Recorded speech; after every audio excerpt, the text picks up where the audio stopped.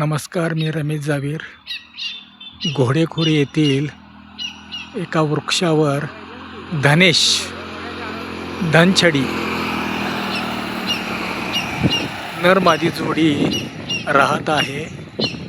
थोड्या वेळापूर्वी मला जांभळाच्या वृक्षात हे धनेश पक्षी दिसला आणि आता तो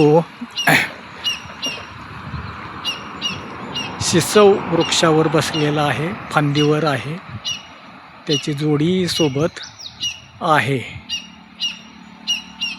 आणि त्याचा आवाज निघतो आहे, ओरडतो आहे. धनेश, त्याला धनछडी असेही म्हणतात. धन्यवाद.